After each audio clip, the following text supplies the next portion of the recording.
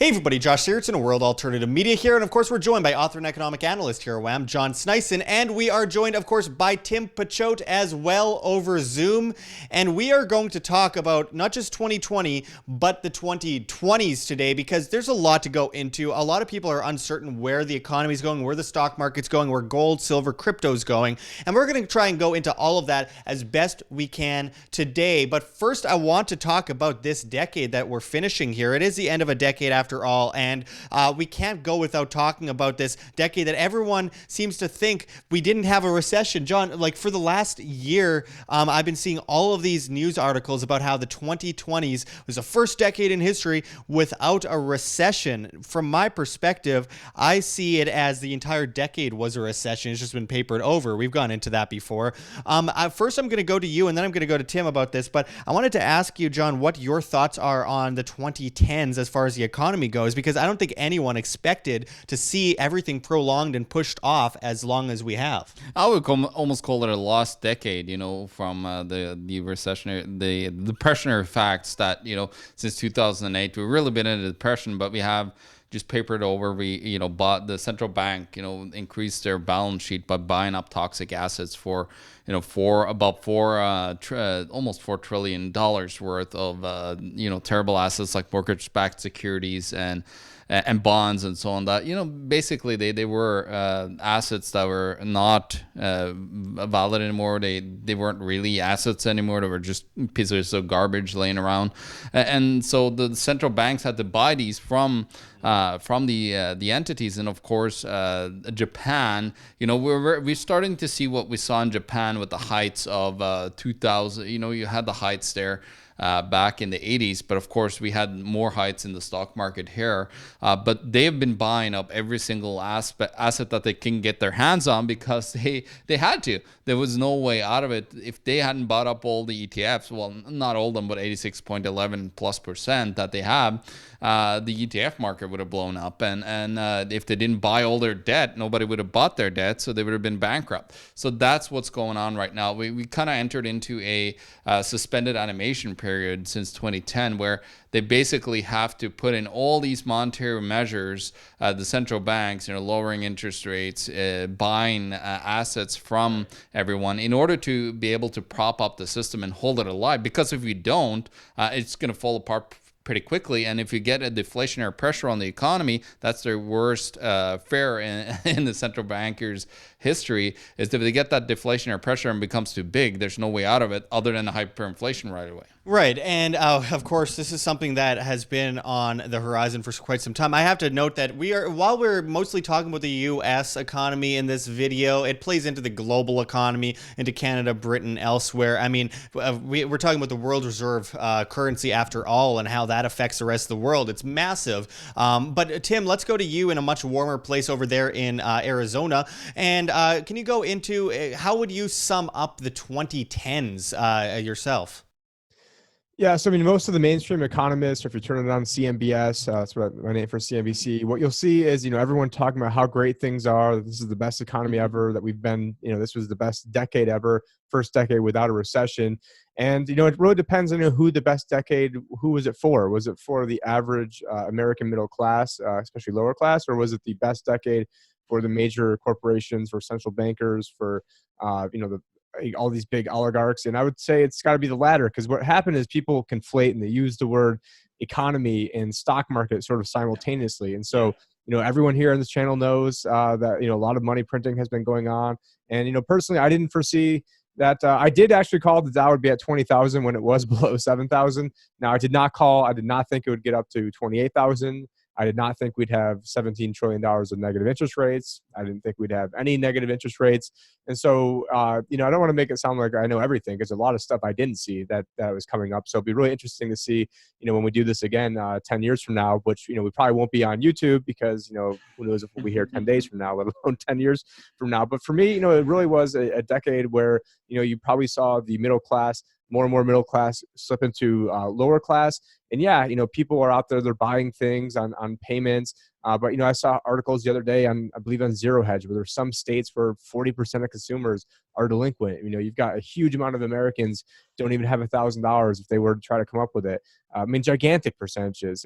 All the baby boomers who have hardly any money to retire on, and so these are terrible statistics. And coming off of all these so-called great stuff that's going on, and you guys mentioned everything was papered over, where these major corporations got basically free money, money next to nothing. Then they used that to buy back their own stock, and then it made the richest people get even richer. And not that I'm against wealth or capitalism, but it's a crony capitalist system, because you and I can't go to the central bank and get money for nothing and then play the same games that they play, and then extort the populace to pay off the interest on it. Yeah, and that's just it's all a tool of control. That's what debt is, and unfortunately, I do see that that more and more people will be slipping into lower class and not able to save, not able to afford. And people always want to think like, oh, these millionaires. Well, a millionaire is not going to be worth anything. No, there's going to be trillionaires in this new decade, Tim. Yeah, you're going to have trillionaires. Yeah, and then I've seen other statistics too, where it was gigantic percentages, like 70, 80, 90% of millennials think that they're never going to have $1 million. Well, believe me, you better have $1 million when because at some point $1 million is going to be like, okay, great. You can retire on the equivalent of $12,000 a year by the time you're 65 or 70. And so I see a lot of those statistics, of personal financial statistics, getting a lot worse for people. But then I see, when it comes to the official government statistics, those are all BS. Those are rigged. Those are made up. And I see how people claim those, that maybe even those are going to have a lot of hard time going forward in the 2020s. But we'll save some of that prognostication for later. Right, and I can't help but think when you're talking about where we're going to be in 10 years as far as a media, definitely not on YouTube. From the rate we're going, we'll be standing on soapboxes talking into hairbrushes for 3 people to talk or to listen. But we got to hope for the best and look forward towards the future. But before better than a gulag. Before we go into the future, guys, let's. John has just pulled up a Venezuela stock market chart, and I think Venezuela and Zimbabwe, I guess, are some of the top focuses as far as the global economy goes over the last 10 years. They're exactly what so many of us have been talking about at a larger scale, obviously because they're smaller economies, et cetera. But some of the biggest examples of where fiat printing goes wrong, and of course the U.S. empire intervening and making things worse. John, before we go into the 2020s, let's do this as quick as possible. But can you go into this chart that you have up? Well, it's all about that, and the problem is with the stock market in Venezuela too. It went, hyperbolic. It went all the way up to about 500,000 points. Now it's down at 79,347 points on the Venezuelan stock exchange. The thing is, you can have, and this is probably what baffled Tim as well, that it could go that high, but I think it could go just through the roof. I think we could have, the Dow up at like 100,000. Potentially with what's coming. I think that's totally possible and not out of the picture at all. But also he was talking about, corporations doing share buybacks and all this stuff. We also have, the corporate debt that was issued in 2018 in the United States, 78% of it was rated junk or worse. So that's where we're coming out. We hit peak debt. We hit it back in about 2008 was the start of it, but I think we really hit peak debt back in 2015, and then it's just been a slow kind of, we can't really push too much higher on the debt levels, but the problem is we need a lot of more debt in order to sustain the system, but we're getting that deflationary pressure because the more money you printed, the more money you borrowed, the more deflation you actually get because nobody is able to pay, and it's happened so much faster than we ever have had in history. Wait, 2015, wasn't that during Jeff Berwick's Shemitah? Sorry, I gotta rip. The business cycle stopped, and it should have happened around 2016, 15, 16, I believe. And it should have happened 7 years earlier. I just gotta rip Jeff Berwick on that one because that's one of the big things that we have to learn. Also, as all of us independent medias go, when we talk about the economy, not making precise predictions like on this date things are going to happen because the fundamentals are so far off the table. And John and I have been talking about this for many, many, many years at WAM for the better part of the last decade, the last 5 years at least. And I just have to point out, I mean, that's something that a lot of people did get wrong when it comes to talking about the alternative to the financial perspective on the world, on the global stage, is putting dates on things. And that's something that John and I luckily have stayed away from dramatically over the years.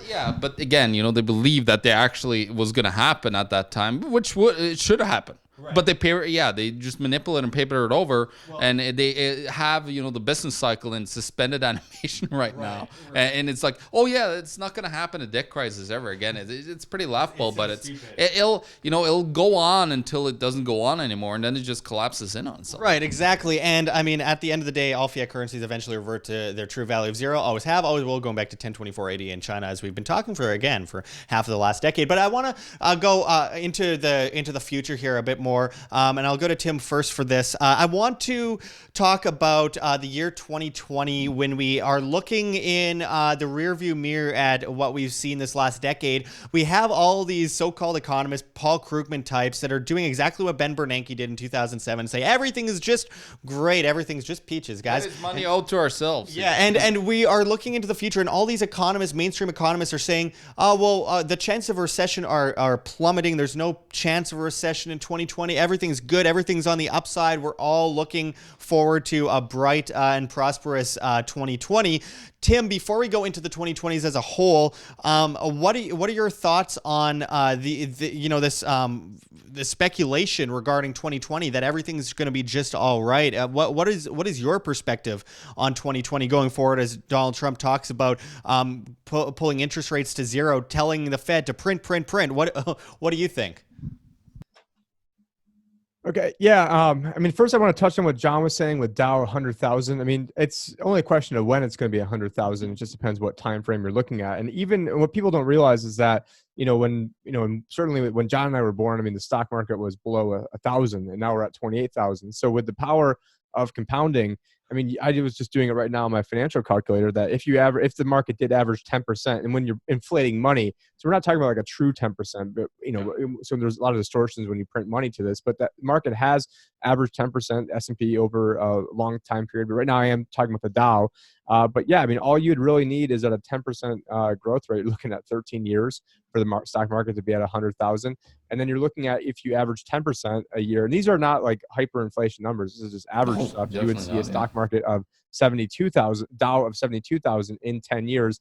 Now, I think there's a very good chance it can be a Dow of 72,000 or 100,000 or who knows, even a million. And maybe obviously the million would cause a breakdown of the dollar and have, I mean, that would be the result of a breakdown of the dollar. But when you take a look at these numbers, people a lot of times don't really grasp what the power of compounding means. Now, unfortunately, the debt is also compounding. And so, it really distorts things, quite a bit. But, but I do think that even though if you're looking at like, say, 70,000 to 100,000 on the Dow, at some point it could be down to 15,000 or it could be down to 20,000. And I don't think they'll let it go too much more than 25%, unless it's to try to get Trump out of there. Then I'm sure they'll let it go down as much as they need to. But if I think that the most they'll let it really go down is 20%. At that point, they'll print even more money to game everything, which is what they did last year, right around this exact time. Christmas time, yeah. It was 4 days from now. Christmas miracle. Yeah, it was what was it, the 26th of December last year, when the plunge protection team, Mnuchin and all the cavalry came to basically. There's no liquidity crisis, Tim. Sorry. Yeah, that is money. Yeah, or the whatever that Krugman was saying. But yeah, I mean, looking into the speculation on 2020, I don't think Donald Trump. And I don't know if you want me to go here on the political, but I think right now the market is basically pricing in 100% chance of him winning. I think there are a lot of things they're not pricing in, and really, I mean, it's going to be, I mean, either way, I mean, the political tensions, I don't see that getting better anytime soon. And so there's so many different directions we could take this in. But I think going forward, you're going to see 2020, as we were talking before, a lot of more people starting at this decade. I think more people will be, quote unquote, lower class, or moving from middle class to lower middle class, or upper middle class to middle class by the end of the decade. I think that's a pretty easy bet to make.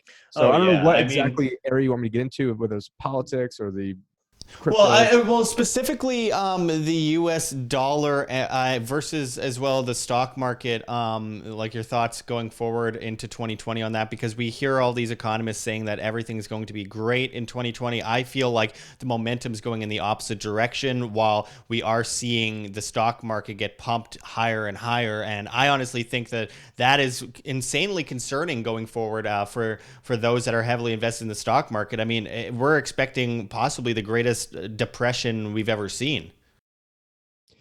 Now, there's only, I don't know, like 5-10% of Americans have enough money in the stock market to make any real difference anyways. So it doesn't, so the average person, they don't have anything, so they don't have anything to lose, which is when things get, really dangerous. And John had touched on earlier a concept of peak debt.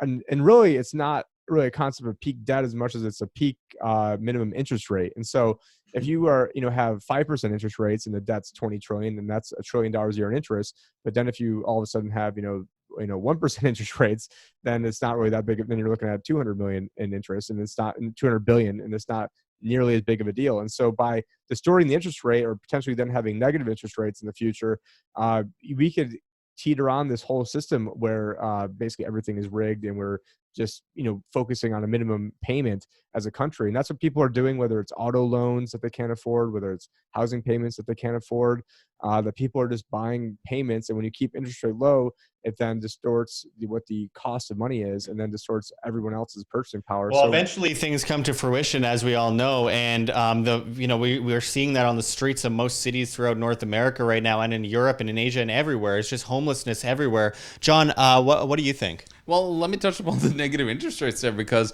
think about it, Tim. When you get negative interest rates, and this is happening actually in Denmark right now, where they have mortgages that are in negative interest. If you just had to pay interest only, well, you don't pay interest only in a negative interest rate environment. You actually are getting money that goes toward that you can put towards the loan itself. So basically, they're trying with negative interest rate to suspend, debt, and just have like a minimum.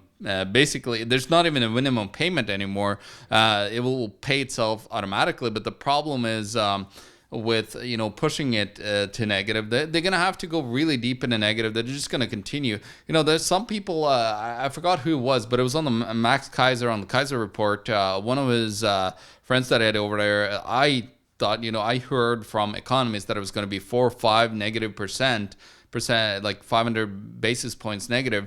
But this guy, he believes that it could go as negative as 25-30%, even, that they go just in desperate measures in order to try to revoke the and reinfuse money into the economy, because they want to go cashless, of course, then force you into having to pay these negative interest rates. So you want to spend, because if you keep it in the bank account, in the cashless bank account, you're going to get raped with taxation, which is basically is a negative interest rate. And so they're trying to force velocity into the monetary system again. But the problem is, what if the velocity comes from the stock market? What if that money comes into the real market? What if the real estate money comes into the real market? What is the inflation going to be like then, especially here in Canada with massive debt bubbles that we have here? Looking at the actual affordability that the CPI is measuring is 25%, but for 50% of the people in Canada, it's about 67% of the affordability, like of your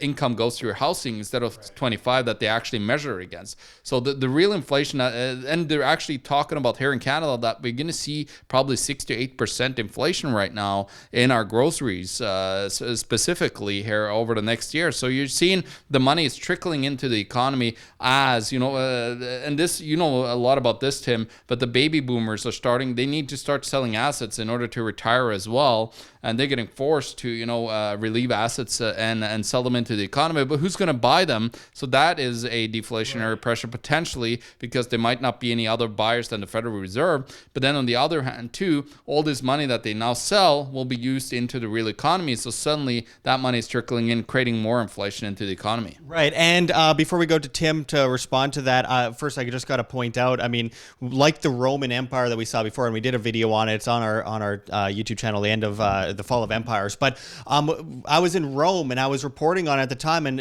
we're looking at like the coin clipping that they did in ancient Rome, and they clip coins. They don't clip coins anymore. That would be too noticeable. What they do today is they portion foods and drinks. So they, they put lesser metals into the coins, but also they you look at the bottom of a bottle of orange juice these days, and it goes in like your whole hand can fit in it. Shrinkflation, Josh. Yeah, shrinkflation, and it's something that we are watching. It's the exact same as we saw in ancient Rome, just a modern day version of it and a smarter version, learning from the past mistakes. But Tim, can you respond to what John was talking about there? Yeah, and first, that's a perfect shameless plug into my book, which is How It's Rigged the Economy. And so I say it's free, but it's not really free. What you're doing is you're giving up your email and phone number to get it, because we want to have a way to keep in contact with you. I think I sent out like 2 or 3 messages the past 2 years, so I'm not spamming people. But if you want to text Liberty Advisor, one word, Liberty Advisor, no spaces, the number is 71441. I'll send you my book, which is on all this stuff and how they rig all these different numbers. Because, if it's things like, I just went the other day, I was at a hotel, and at the buffet, they had a little yogurt thing, and it was like 3 or 4 ounces of yogurt. And so a few years ago, that was probably 5 or 6 ounces. And so, the price only went up a little bit, but my dad always talks about wagon wheels, those chocolate, cookie cake things that they've had for years, and how they used to be like the size of his head, and now they're like the size of half of his hand. I mean, they're definitely shrinking the food, but they're doing it so gradually that people don't notice that they're getting less for their money. Yeah, but somehow people are still getting fatter throughout all this. So it's amazing, isn't it? But, John was talking a lot about asset prices, and that's, where I think a lot of the inflation is. And that's where you had Ben Bernanke in 2009 was even saying, the goal of QE was to raise asset prices. And just from Zero Hedge on the 17th, there was an article entitled Fed President's Shocking Admission, We Need to Be Pretty Focused on Asset Prices, Not Just Inflation. And then it goes on to say, if you look at, and this is, I believe, the Boston Fed had, if you look at the last two recessions, they were not situations where inflation got out of control. They were situations where asset prices went way up and then came way down. So if your goal is to avoid recessions, I think we need to be pretty focused on asset prices, not just inflation, Rosengren said. And said, in a moment of shocking candor and transparency. And so if you take a look at that quote, I mean, they're telling you what the game plan is. The game plan is the people who are already rich, people who already have the assets, that they're the ones who are going to be focused on keeping the asset price level up. And we mentioned, one of the biggest factors when it comes to asset prices is going to be demographics. Yeah. And so on the one hand, you have the Federal Reserve that is printing more money, which is going to be, a positive for asset prices. Well, positive if you own the assets, not a positive if you want to buy a house and get into those assets. And then on the other hand, you have demographics where, it's been proven that the average American spends the most amount of money in their lifetime at age 46. Baby boom started in 1946, which means if you add 46 years to that, that's 1992. And so now you're at a situation where, the oldest baby boomers are about, 72, 73 years old right now.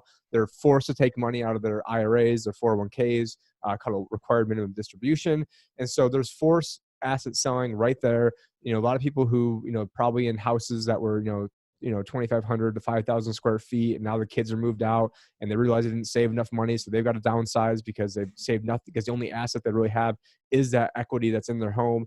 And so that's going to create a negative pressure as well. And then it's just a matter of that negative pressure mixed with the positive, I don't want to call it positive pressure, but the other, the yin yang forces of the central bank selling inflation, deflation, exactly. So it's going to be a very tricky situation. And so that's why, personally, I'm running, a strategy where I think I'm one of the smartest people when it comes to this subject. And I don't even know how things are going to shake out. So anyone telling you they know how it's going to shake out definitely doesn't know. And so I have different methods where, I'm hedged and I don't have all my eggs in any one basket. So, or my clients' eggs. And so in that regard, I don't necessarily care how things shake out. I just know that the answer is always, the problem reaction solution is always going to be, the they, them, those who create all these problems, are going to be the ones who then come in with all the solutions, and people are going to beg for the wrong stuff. And so, what scares me going forward is, having actual digital currencies that are going to be state-run digital currencies that are then mirrored with social credit scores.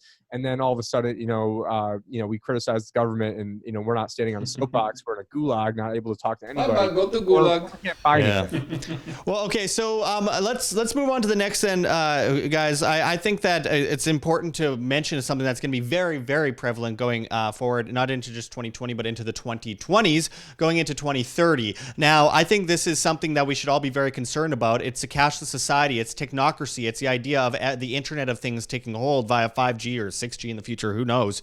And the control of the masses via like this massive grid. No Yeah, one cares about 5G, Josh. Straight to business. 7G. Yeah, 14G. So this is the issue though, because obviously we've seen the rise of China over the last 10 years more than any decade previous. Obviously going back to the 70s, Kissinger meeting with Mao Zedong, forming the alliance, going into the Trilateral Commission with Zbigniew Brzezinski, who wanted nothing more than a vast technocratic superstate. We see that testing ground in China. We've said it before. If your money's in the bank, it's not yours, it's a bank's. If your money's always going through the banks via digital transactions, legal tender laws, usury under the social contract, then it's never your money, it's always a bank's, and you are essentially enslaved to the banking system, and then they can play their deck games with you. They can shove you down that bottomless pit. They can really stranglehold you, and that's really important to point out here, is that there's two sides to this, because one way or another, technology is going to advance. However, is it going to be the government that's going to be advancing it with the central banks and creating vast currencies that are tied to the banks that you never hold in your hands, or are we going to have decentralized, properly, fundamentally useful cryptocurrencies, blockchain infrastructure, technology, etc., and tie in things like gold and silver as wealth insurance as well? So going forward into the 2020s, I do think that without a doubt, John, we are going to be seeing a huge push towards technocracy like we've never seen before. It's almost impossible for the central banks and all these other entities to survive if they don't go into that next realm where they, don't have good depositor insurance. They could just rip your money out of the bank with bail-ins, and nothing anyone can do about it. They could track everyone everywhere. What are your thoughts going forward on the prevalence of, say, a cashless society versus a decentralized cashless system versus gold? I mean, what are your thoughts going 10 years ahead of time here? Well, 10 years ahead of time, potentially there could be either a heavily totalitarian regime. Look at how fast it rised up in China. Actually, I just had a conversation at a restaurant with a friend of mine that was telling, he was in China between 2008 to 2014. At 2014, they still hadn't implemented the social credit system yet. So just think about that, how fast that has moved since 2014. I think it was like 2016 really when we started to talk about it, when they started to that they were going to really implement it. And I could pull comments from that video if I wanted to. I'm not going to spend the time looking because we've done so many videos of people going, "Oh, you guys are crazy. That's stupid. Get your tinfoil hats off." Yeah, and of course, talking about Kissinger, if it's true what this guy said to me, he's from Henderson, Vegas. He told me that he was brought over. He had a system that was similar to the social credit system. He was brought with Kissinger over to China, and then suddenly China took his, of course, he had an intellectual property because he believed in that. I don't believe in that at all. But he had his, system that he showed to the Chinese, and then magically, just a couple of years after, well, now you're sitting with a Sesame credit system that they call it, and of course that way of thinking and what you're seeing. Like I did a speech down in Nevada there where I talked about 5G in the police state.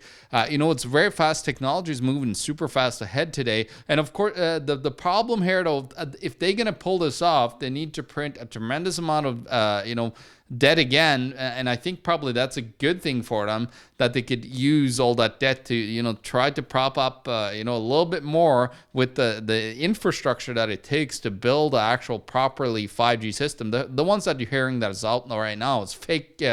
It's fake 5G. It doesn't really do the things that they say they would.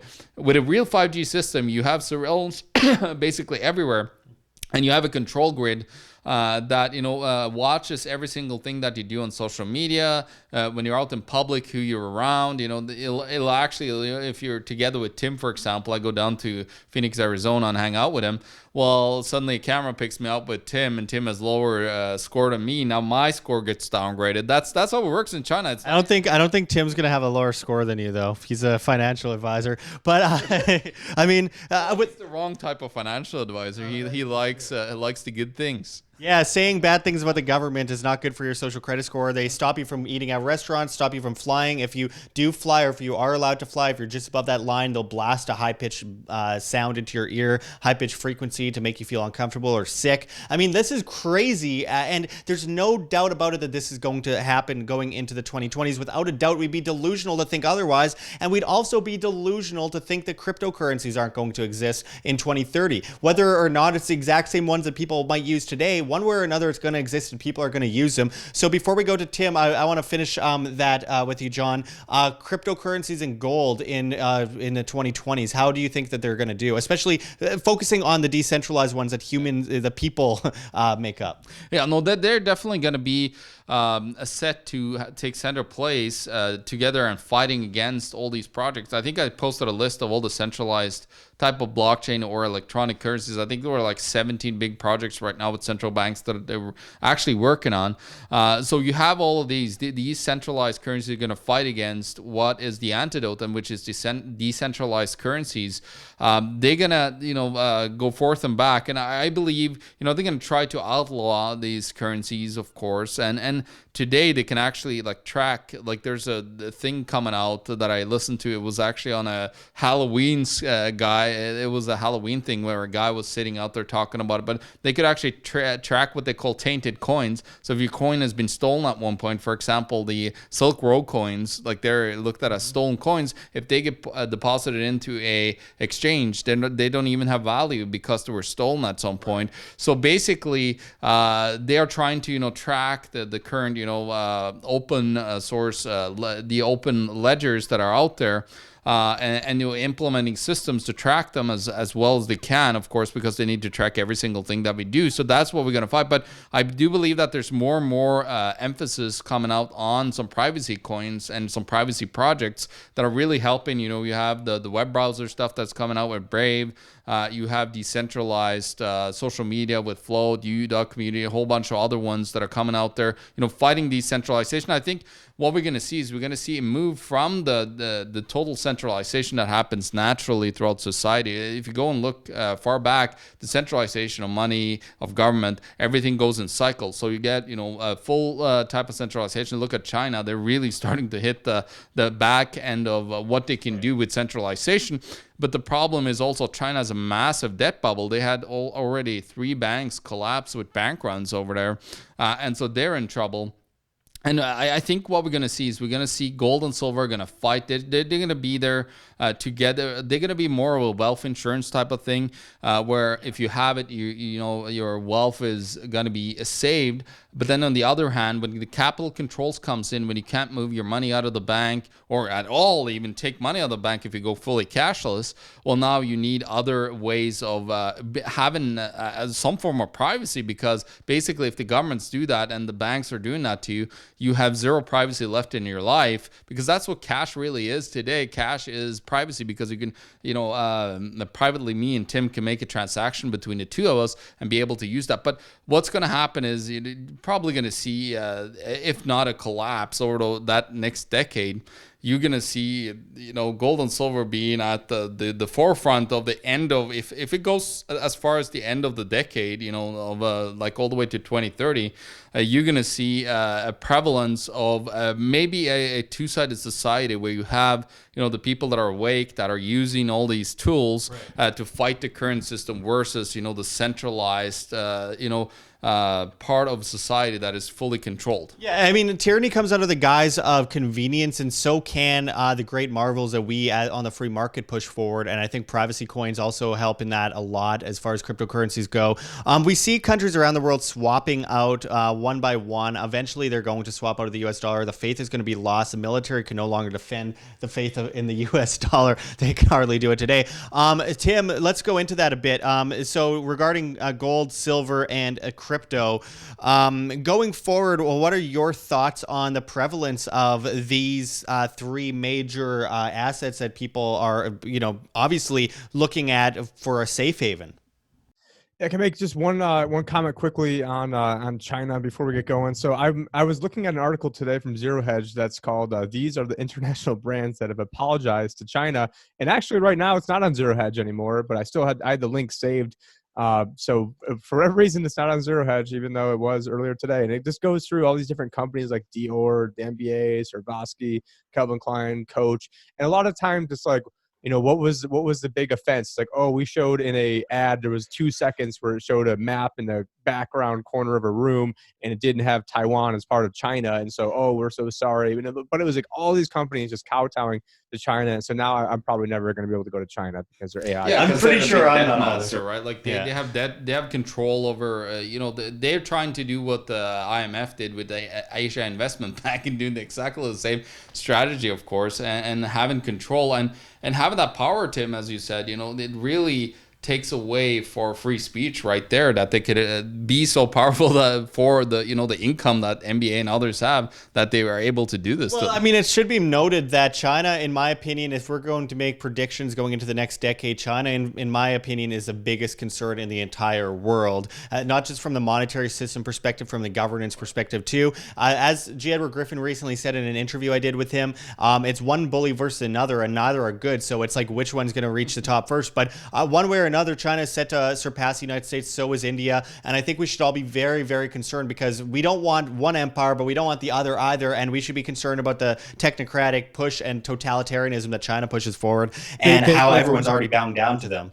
Fake news, Josh. We just finished a phase 1 trade deal. U.S. But I mean, like, think about it this way. I mean, it's like the biggest country in the world, and I don't think any of us that are in this video right now could safely go to China and hope for the best. I mean, honestly, it's scary. It is scary that we've gotten to the point where this government that's killed tens of millions of people is on top. And I think, and I'm gonna get a lot of controversy for this, but I think that this is very likely way more dangerous and detrimental to the world than even Hitler was or Stalin was. I think that we are dealing with a technocratic, communist, fascio-communist society that is unbelievably dangerous, and that is why we need to build on these technological marvels before the governments can get ahead of us on it. And China's already way ahead in so many ways. China will crash too eventually, but I think that we should be we would be smart to be prepared for what China has next in store for us, because they are definitely planning far faster and far more ahead than the US is. But anyway, Tim, let's cut off China for a moment here, and let's just talk about gold, silver, and crypto, because I think that this is, again, it goes into the solution that we can utilize to get around these problems. Because as bad as China might be, if we can develop faster than the Chinese government on the free market, and statistically the free market is far more efficient, then we can really get ahead of the curve here. So what do you think of gold, silver, and crypto by going through the 2020s into 2030 even? Okay, yeah. Well, one thing that that John had brought up was that there was certain Bitcoin that were bought on Silk Road, or that the government deems are not like legit Bitcoin because they've been used in certain activities that they don't deem are legitimate. And so there are places that are pretty progressive. I mean, and I use that in a good sense, not the liberal, fake liberal progressive sense. But there are places like Wyoming that have laws, and I know we have an interview with actually the lady behind all those laws that we haven't released an interview yet, but that's coming up, Caitlin Long. And so they have different laws in the books where I forgot what the exact time statute was, but let's say you have your Bitcoin there, you've had it for more than 6 months, it might be 6 months, somewhere between 6 months and 2 years. I can't remember exactly.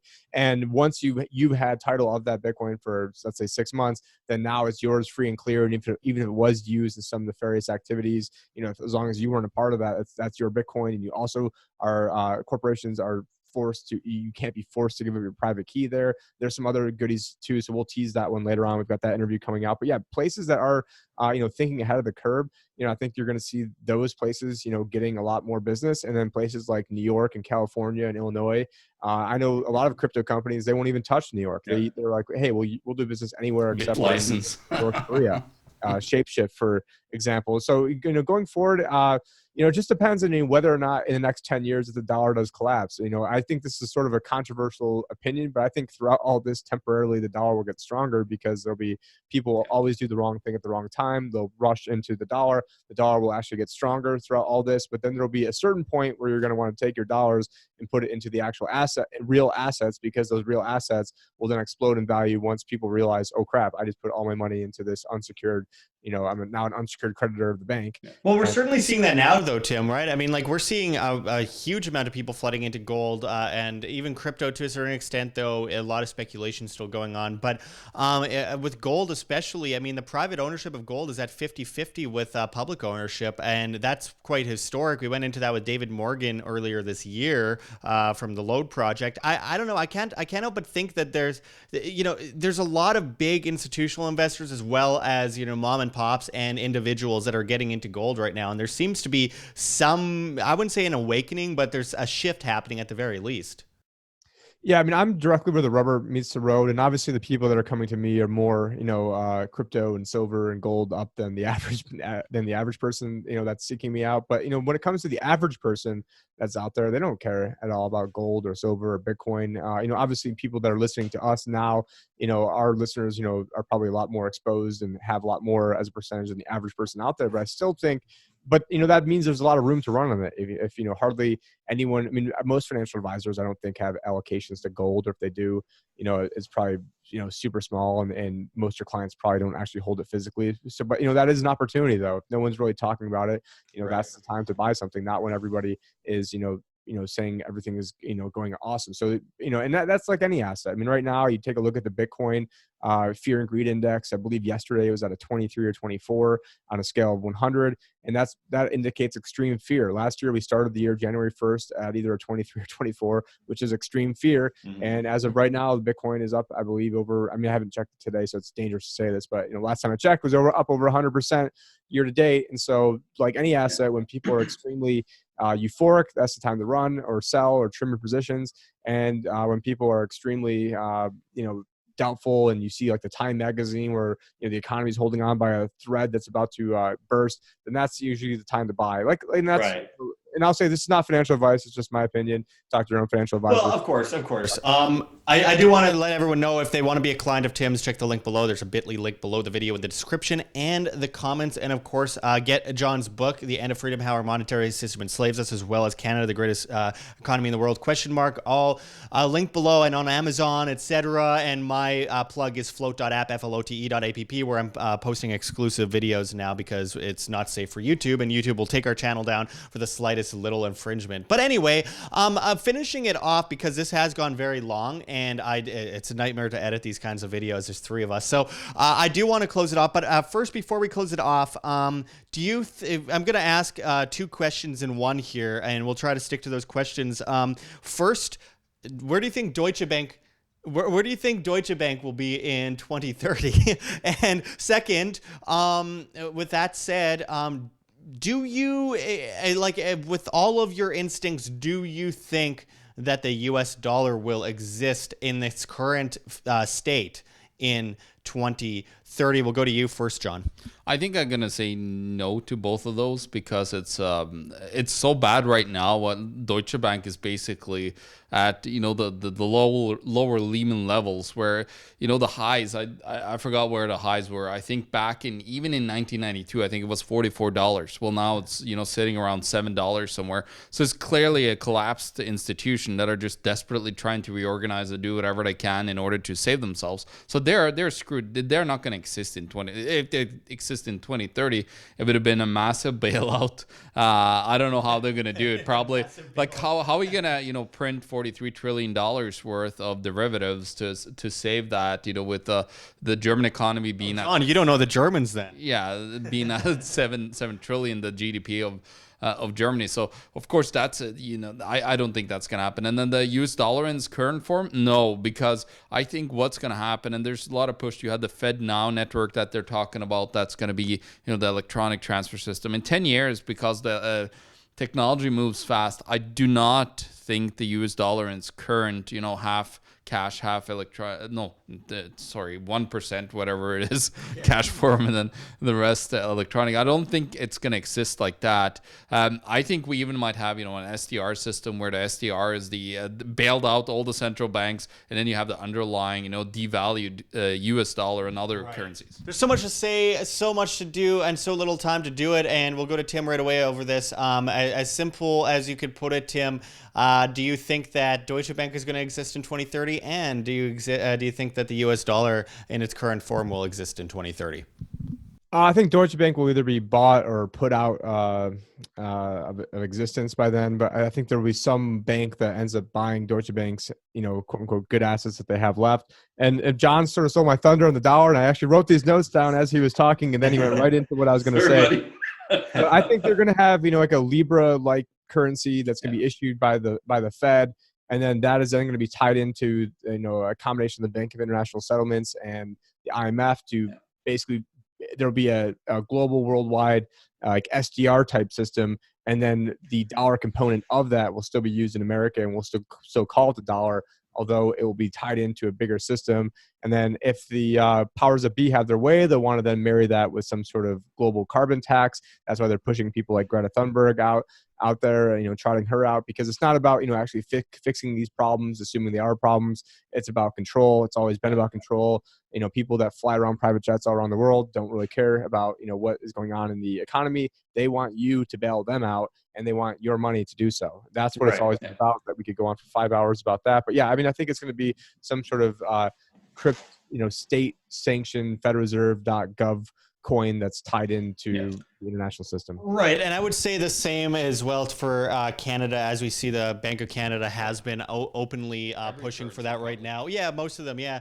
And that's been evident. And I think China will probably buy up a lot of Africa. And I think that we're already seeing that. I think interest rates are probably going to go below zero in many, many countries around the world. We're seeing it go in that direction in Australia, in Britain, with the EU, in Canada, and in the US, and so many other places.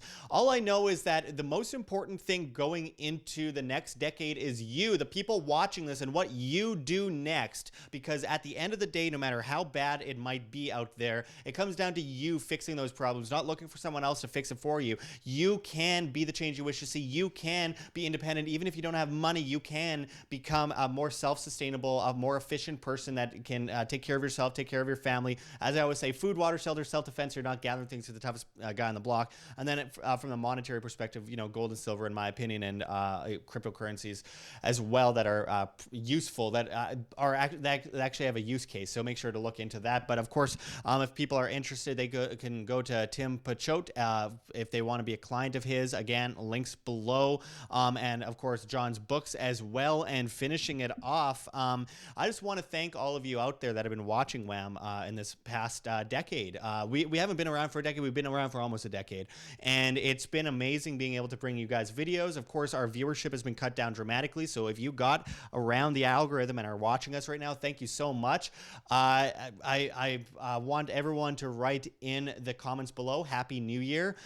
So I know you've watched up to this point. That's our survey for today, just to make sure it helps the algorithm and it helps us know that you're actually watching to the end. So I really appreciate you guys who've watched all the way through. Obviously, you're passionate about these issues, and you should be, because this is your future. This is the future of your family and those around you. And it's never been more important to understand money and understand, therefore, how to avoid the enslavement of those that print the money. And again, there's so much more to talk about, but we can only go into so much today. So also make sure to check out the Wham merchandise below. You can get an End the Fed or an F the Fed shirt. We got all sorts of stuff. Taxation is theft, and we got nobody for president 2020. We got lots of stuff. So make sure to check out our Teespring store below. Check those links, pledges, Patreon, Subscribestar, GoFundMe, Float.app, all of those. We really appreciate you guys joining us. And until next time, we'll try to do more of these 3-person videos. It's not easy to do. And obviously, a lot of people have the same ideas, so it's hard to fit all that in. But nonetheless, we will bring you more of these in the future. We appreciate everyone joining us. Thank you, Tim. Thank you, John. And happy 2020, guys. End of a decade, beginning of another one. We hope you all the best, and a Merry Christmas to you as well. Until next time, this is Josh Sigurdson, John Sneisen, and Tim Picciott signing out from World Alternative Media. Do it all together, guys. Find the truth, be the change.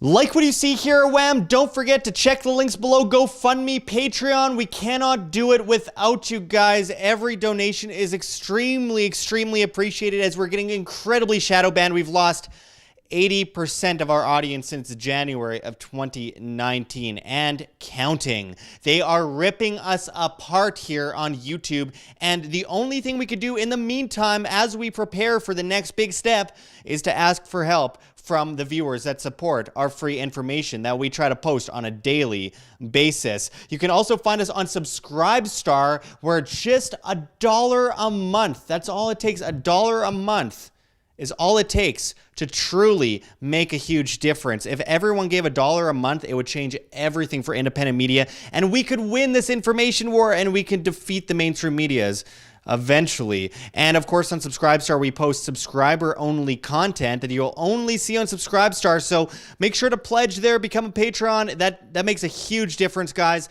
And also, don't forget to check out our Bitcoin address below in the comments and description, as well as on the screen for you to scan, if you please. And also, don't forget to subscribe to us on the alternatives. We will likely be deleted by YouTube in the next 2 years. It's already happening on a vast scale, so make sure to find us on float.app. That's flote.app. At Josh Sigurdson, as well as at WAM, W-A-M. Float.app is replacing every social media, and I mean, it's just incredible the opportunities it provides for not just creators, but for the average person who wants to get away from these nannies telling them what they can or cannot see. They plan to replace Facebook, Twitter, YouTube, Twitch, Tumblr, Reddit, and Patreon. You could subscribe to us on Float and pledge with cryptocurrency. It's really innovative. We are also on Picciott at World Alternative Media, as well as so many others, Minds, PocketNet. You can find us at World Alternative Media on Instagram. There's many options. And finally, don't forget to join us at Anarchapulco 2020, the famous event, the best liberty event known to mankind, other than perhaps Anarcho Vegas 2020. There are 2 major events coming up that we are extremely excited about, and you can use promo code WAM, that's W-A-M, and save 10% on your tickets to these legendary conferences. There's so many amazing people speaking there. You won't want to miss it. So make sure to support in any way you can, even if it's just sharing our videos, pressing like, pressing to be notified. Anything helps, folks. You are the change you wish to see. Thanks for watching, everyone. And until next time, this is Josh Sigurdson signing out from World Alternative Media. Find the truth, be the change.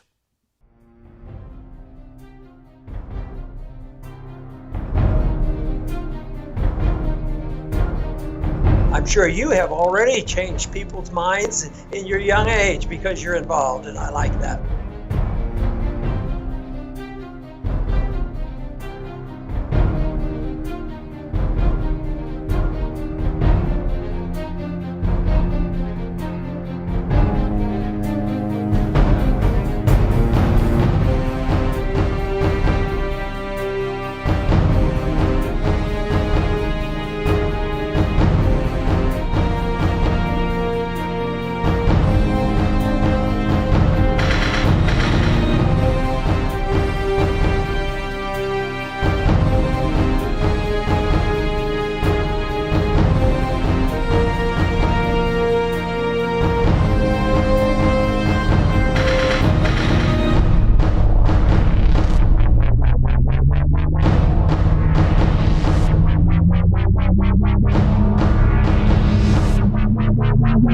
Thank you.